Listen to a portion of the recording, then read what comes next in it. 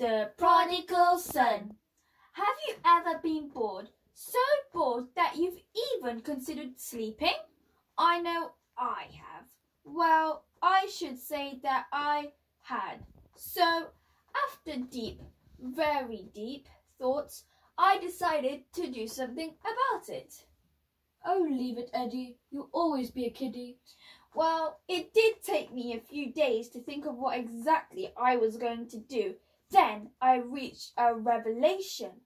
I want my money right now. So, one day I walked right up to my dad and I said to him, Daddy, I want my money right now. That's what my younger son said to me. I want my money right now. All I could think about in that moment is that I'd like to give him his money right now. You see, life is like a bike or a cycle, some would say. You live blah, blah, blah, and then you end up with your parents' inheritance. I couldn't wait for a lifetime for the money, so I decided to do something about it.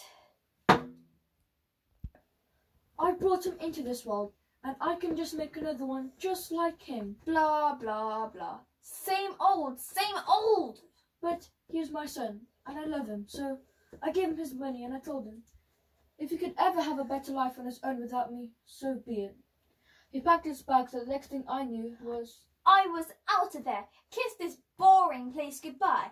I had places to go, people to see. Well, I didn't have any people to see, but let's roll with it.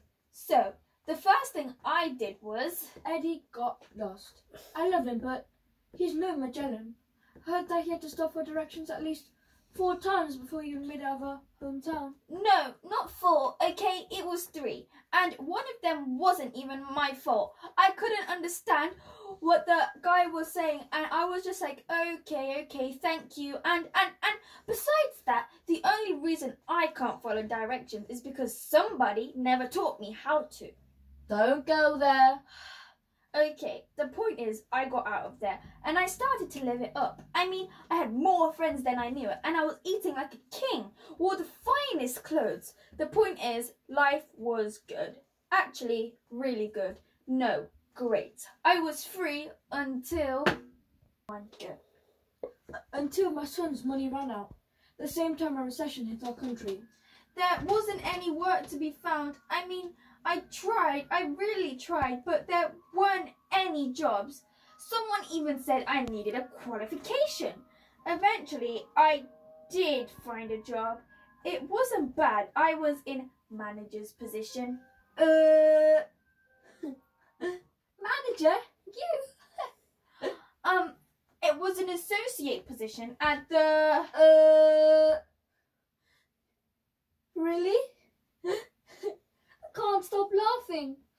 Okay, I was a bacon preparation assistant. Which means... It means what it means. Which means... I fed pigs. I hated that job. No place to live. I went hungry. Sometimes I was so hungry that I would have gladly eaten the disgusting scraps I was feeding the pigs, but I couldn't. They wouldn't let me. Hunger pains as a constant reminder of how I'd squandered everything my father had given me.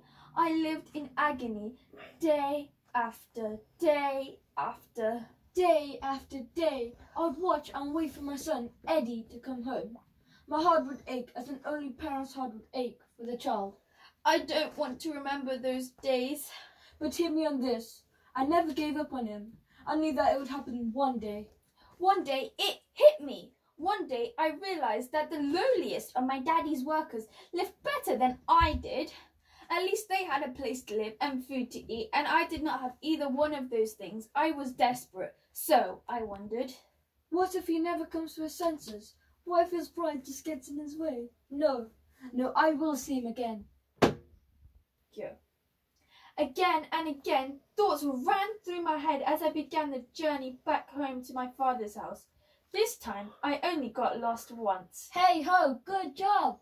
I couldn't expect him to take me back as his son, so I would ask him to hire me on as a worker. Maybe he would do that. Just maybe.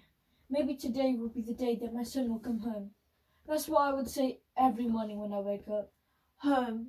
That word means so many things. Comfort, care, security, love, home. I couldn't believe I was just a few hundred skips and turns away from it. It was a beautiful day, and I was sitting on my front porch, and that's when I saw him.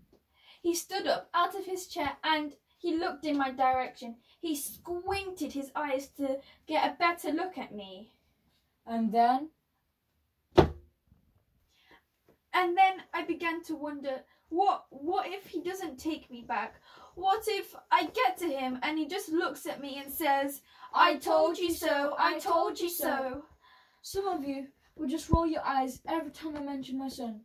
But I knew he would come back. I just knew this was a bad idea. I knew I shouldn't have done this, so I just stopped. You just stood there. I couldn't move. I couldn't just stand there, so he jumped. My dad literally jumped out of the porch like a little kid. So you know what I did next? I ran. My heart was pounding so fast I had just to get to him. I had never seen him run so fast. He was running at me with his arms stretched out wide as if to say, welcome home, welcome home. That's why I kept shouting to him, but I didn't know if he could hear me, so I just kept shouting it over and over. He was crying. Tears of joy. And you know what my son did next? I jumped. I was nervous. I was excited, so I literally jumped. And you know what my father did? Well, I fell backward. He is a big boy. And then he hugged me. He embraced me like a father can. I kept saying over and over again, I'm so sorry, but I don't deserve to be called your son. My son is back. My son is back. My son will no longer live as an orphan. Let's do a feast. I guess it was hope. Hope that made me start this journey back home. Hope that got me all through the miles. A hope that my father would take me back somehow. I could be forgiven. Forgiven. It's all forgiven. And I'll never bring it up ever again. There is no shame. There is no guilt. For my son was lost and now he is found. I love you, Daddy. I love you, Eddie.